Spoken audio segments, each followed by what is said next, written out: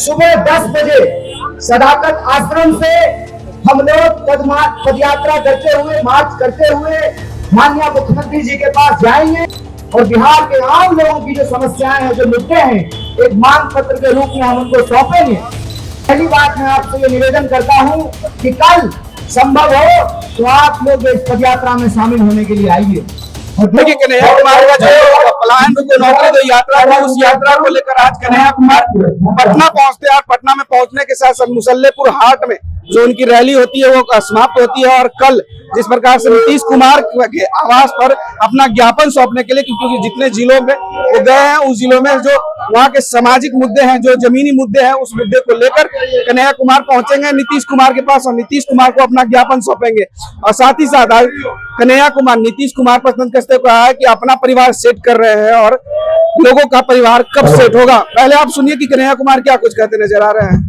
मेरी आवाज जहाँ तक पहुँच रही है, मुसल्लेपुर हाट के आसपास के इलाके के सभी विद्यार्थी दोस्तों का, नौजवान भाइयों का, दुकानदार साथियों का, अपने घरों में बैठ करके हमारी आवाज को सुन रहे आदरणीय बुजुर्गों का, माताओं बहनों का, ठेला चलाने वाले, रिक्शा चलाने वाले, सभी मजदूरी करके, नौकरी करके, बिजनेस करके अपने परिवार के भरण पोषण करने वाले आप तमाम लोगों का बहुत बहुत आभार व्यक्त करता हूँ।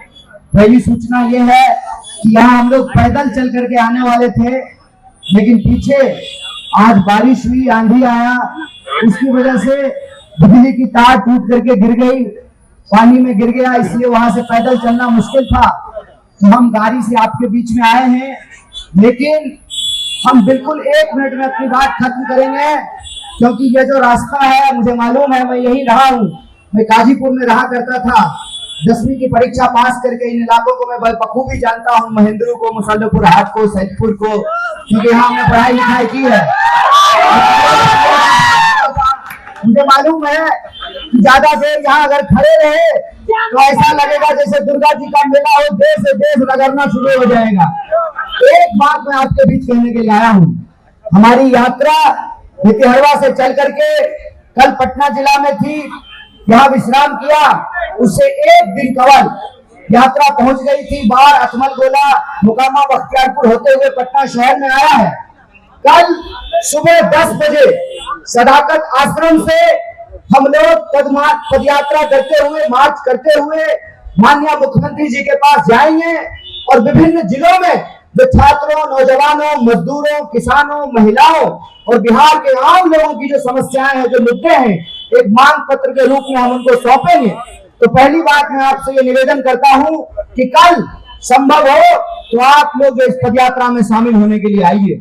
और दूसरी बात, मैं पिछली बार यहाँ आया था आपके बीच, जब मैं बिहार में जनगण मन यात्रा कर रहा था। हमारी यह सोच है, हमारा यह मानना है कि हमारा देश एक मुश्किल परिस्थिति से गुजर रहा है। आप सब जानते हैं कि महंगाई आसमान छू रही है, बेकारी देश में इतिहास में इतनी ज्यादा कभी नहीं थी, और लोगों की जो बुनियादी जरूरतें हैं आज उसको पूरा करना मुश्किल है। स्कूल में बच्चों को पढ़ाने से लेकर के, कॉलेज में बच्चों को पढ़ाने से लेकर के, अस्पताल में इलाज कराने तक हर चीज को पूरा करना एक आम परिवार के लोगों के लिए मुश्किल होता जा रहा है। ऐसे वक्त में राजनीति में जानबूझ करके नफरत घोली जाती है। इसीलिए मैं कहता हूं कि जो बेकारी का अंधियारा है, जो काले टोपी का कारनामा है, उसको आपको हाथ में तिरंगा लेकर के, व्हाइट टी शर्ट पहन करके उस अन्याय के खिलाफ हमको न्याय की आवाज को बुलंद करना पड़ेगा, न्याय का योद्धा बनना पड़ेगा। मैं नौजवानों से अपील करता हूं कि दोस्त, मजबूर होकर के जिंदगी से हारने की जरूरत नहीं है।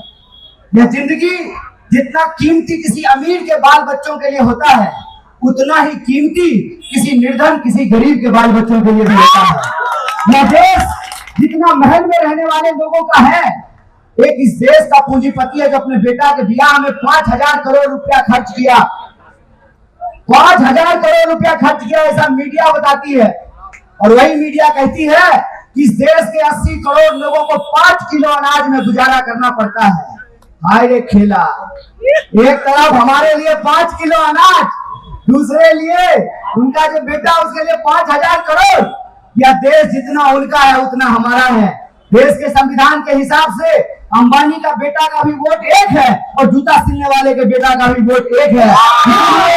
मैं नौजवानों से कहता हूँ कि बेहतर बिहार के निर्माण के लिए बिहार की जो सबसे बड़ी समस्या है पलायन की, क्योंकि पलायन होता है रोजगार की कमी के चलते, शिक्षा की कमी के चलते, स्वास्थ्य की कमी के चलते। तो ये हमारा बिहार है, इस मिट्टी पे हम पैदा लिए हैं, इसको हमको संवारना पड़ेगा।